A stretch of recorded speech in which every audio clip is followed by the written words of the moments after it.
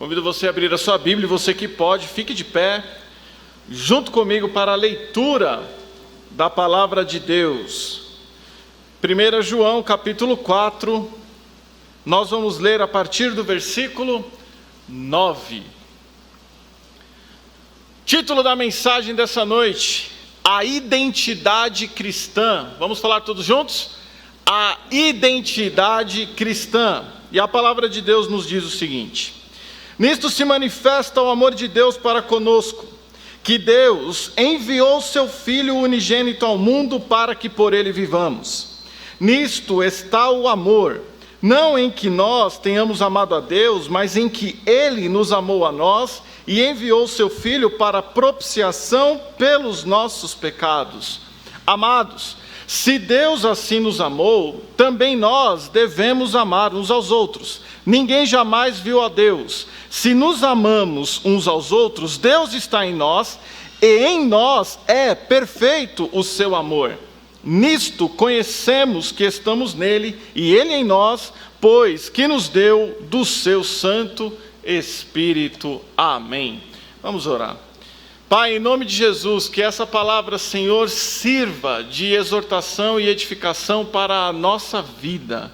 Aqueles que estão aqui, Pai, aqueles que estão em casa e aqueles que ouvirão essa mensagem depois, que possam ser impactados por ela, eu oro em nome de Jesus. Amém. Podeis sentar. Como disse o título da mensagem, a identidade cristã. E identidade significa duas coisas. Identidade são os caracteres exclusivos relacionados a uma pessoa. Você, por exemplo, apresenta sua carteira de identidade e lá tem o seu nome, tem a sua nacionalidade, a sua naturalidade, tem o nome do seu pai, tem o nome da sua mãe, mostra ali quem de fato você é. Eu descobri esses dias que existem 5 Carlos Fernando da Silva Júnior no Brasil. Obviamente o nome do pai desses também é Carlos Fernando da Silva, mas o nome da mãe dificilmente é Adeilda. A identidade mostra quem nós somos, este é o primeiro significado de identidade. Há o segundo significado da palavra identidade, que é algo que é idêntico, algo que é igual. Identidade significa a qualidade daquele que é igual. E dentro dessas duas ideias, nós vamos trabalhar nessa meditação. A identidade cristã, meus irmãos, infelizmente, nos nossos dias de hoje, está banalizada. Muita gente não sabe o que é cristianismo e coloca os cristãos, todos os cristãos, em uma qualificação negativa. Acham os cristãos alienados, briguentos, revoltados. Acham que todos os cristãos defendem um lado da política. Infelizmente, se banalizou a identidade cristã. E dentro de uma visão macroeclesiástica, nós sabemos que desconstruir isso é muito difícil. Agora, quando nós pensamos em nós, em uma visão microeclesiástica, nós somos a igreja do Senhor Jesus Cristo. Você é individualmente a igreja do Senhor e, portanto, cristão. A sua vida, a minha vida, a nossa vida tem mostrado a verdadeira identidade cristã. Irmãos, falando da falsa identidade cristã de maneira bem objetiva, você percebe quando a prática de alguém vem escondida do nome de Deus e essa prática não tem nada a ver com o que Deus disse. Quando você enxerga isso, percebe ali a falsa identidade cristã. Na Bíblia temos um exemplo muito emblemático. Pedro, para defender Jesus, arranca a orelha de Malco na espada. Ali é uma falsa identidade. Ele estava fazendo algo pensando que estava defendendo Jesus, quando na verdade estava desobedecendo ao Senhor. Temos também um outro exemplo. É quando alguém prega mentiras em nome de Jesus. Prega coisas que Jesus jamais disse. E esse toma o nome de Deus em vão e Deus vai ter com ele. Ninguém fala em nome de Cristo coisas erradas e fica impune. é muito corajoso aquele que fala em nome de Deus coisas que Deus jamais disse. Mas o objetivo dessa mensagem não é aprofundarmos na falsa identidade cristã, e sim na verdadeira identidade cristã. E o texto nos traz algumas informações sobre a verdadeira identidade cristã, aquela que nós, com a nossa vida, devemos demonstrar às pessoas que ainda não conhecem Jesus. E a primeira característica, a primeira informação que o texto nos dá, é que a verdadeira identidade cristã possui aquele que vive por Cristo. Versículo 9 do texto que lemos. Para que por Ele vivamos. O que significa viver por Cristo?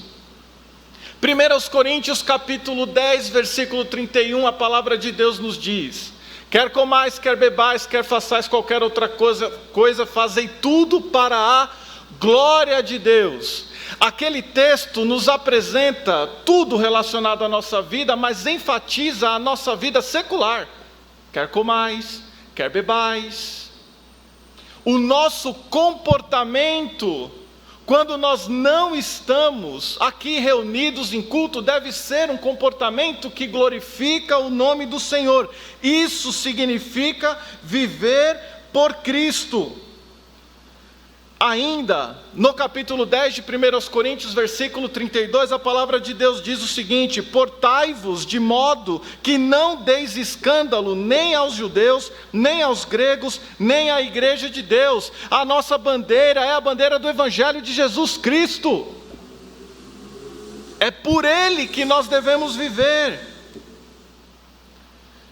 Eu me lembro de alguém dando um testemunho, comentando, e ele gostava de escutar o som alto no carro, um crente no Senhor Jesus, e ele escutando ali os seus hinos e cantando, e aquela coisa, o farol ficou vermelho, e ele nem ligou, passou com tudo no farol vermelho, e cantando aquela coisa toda, o farol da frente fechou, encostou uma pessoa do lado dele e olhou assim para ele. O irmão passou lá no farol vermelho, né? E ele cantando, que belo testemunho, hein, irmão? Passando no farol vermelho, dando um mau testemunho em coisas pequenas, aparentemente. Mas se nós vivemos por Cristo, nós devemos tomar cuidado com todos os detalhes da nossa vida, com tudo o que falamos. Não devemos dar escândalo para ninguém. Não devemos ser motivo de escândalo para ninguém. O que nos diz Colossenses capítulo 1, versículo 10?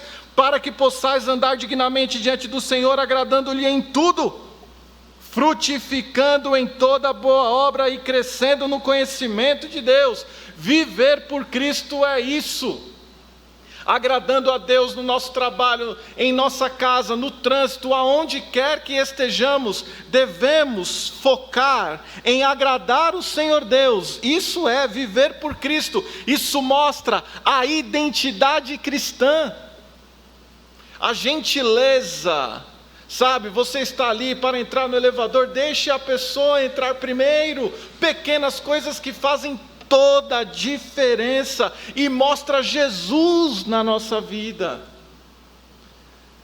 Irmãos, já levei multa por andar em corredor de ônibus, e Deus falou comigo: que testemunho, você está andando no corredor de ônibus querendo cortar fila no trânsito, está querendo chegar na hora, saia mais cedo, vai ficar ali cortando gente na fila, sabe o engraçadinho que você está na fila, lá atrás, e aí você está ali naquela fila e de repente vem alguém e entra na frente. Quando você volta do cemitério Congonhas, tem um farol ali que vira e mexe, acontece isso.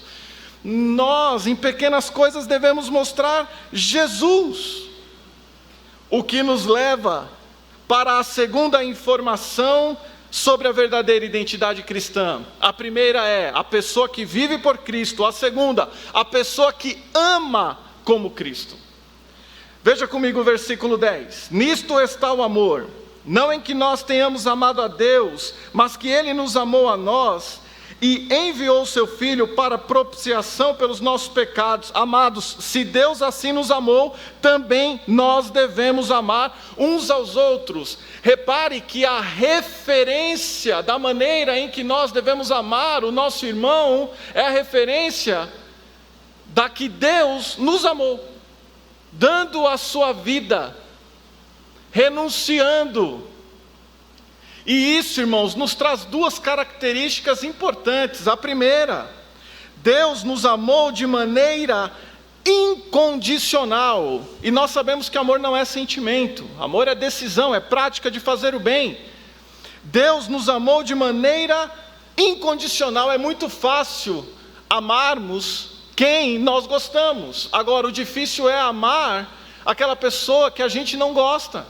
Mas a palavra de Deus nos diz que faz parte da identidade cristã, da verdadeira identidade cristã, amar como Deus nos amou. E nós, quando recebemos o amor de Deus, nós éramos inimigos de Deus.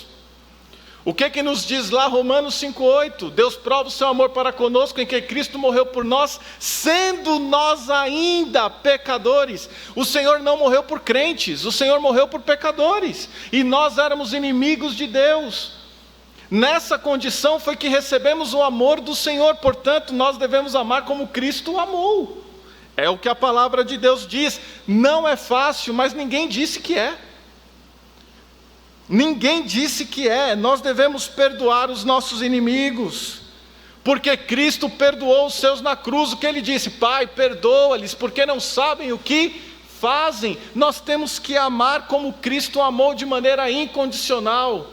E uma outra característica do amor do Senhor é que ele é racional. Amor não é sentimento. Amor é a decisão de fazer o bem. Jesus não estava com vontade de ir para a cruz, ali, chegando perto. No Getsemane nós enxergamos isso. Pai, se possível for, afasta de mim este cálice. Mas aí entrou a razão de Jesus, mas faça a tua vontade e não a minha. E Cristo foi para a cruz porque ele estava decidido a nos amar até o fim. E nos amou. É essa a referência que nós temos para amar, irmãos. Todos. Uma vez estava dando uma palestra, alguém falou assim: eu tenho que amar o meu próximo. Mas quem é o meu próximo? A minha família. Não, não. Todo ser humano é o seu próximo. Em nome de Jesus, nós devemos levantar a verdadeira identidade de Cristo com a nossa vida, que é a bandeira do amor. Não um amor mundano, mas a bandeira do amor que muda vidas, que transforma vidas, que salva vidas, que é o amor de Jesus Cristo. É este amor que deve estar em nós. Cristo nos amou e devemos amar também uns aos outros.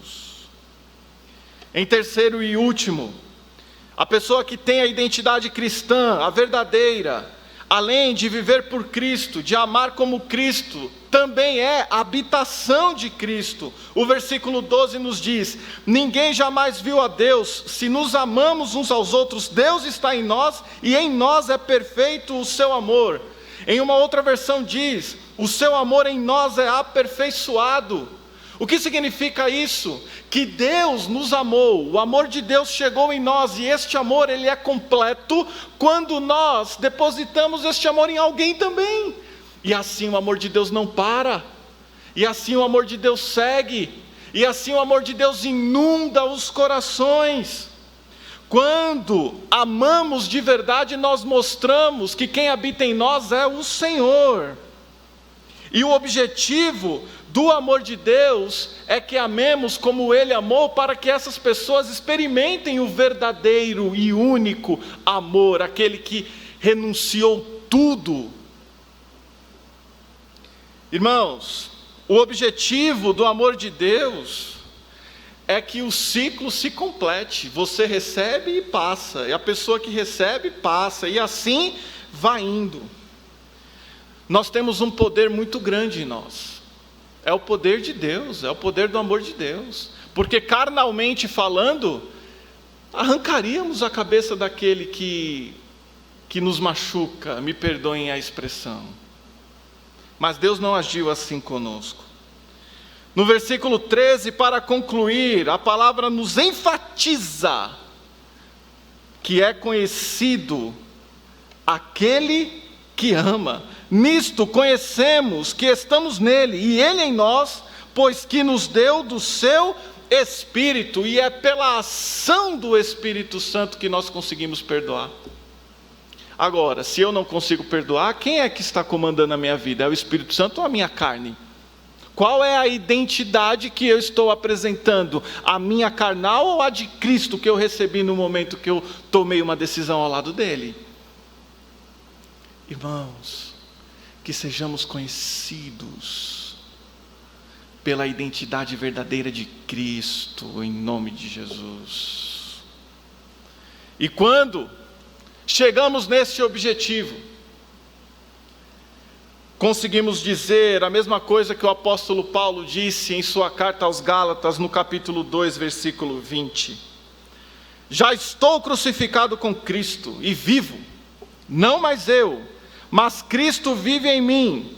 E a vida que agora tenho na carne, vivo-a na fé do Filho de Deus, o qual me amou e se entregou a si mesmo por mim. Carnalmente não conseguimos, pela fé no Senhor, clamando a Deus por ajuda, clamando a Deus por graça, para que Ele nos ajude, com certeza nos ajudará, e nós apresentaremos com a nossa vida a identidade de Cristo. Que Deus nos abençoe.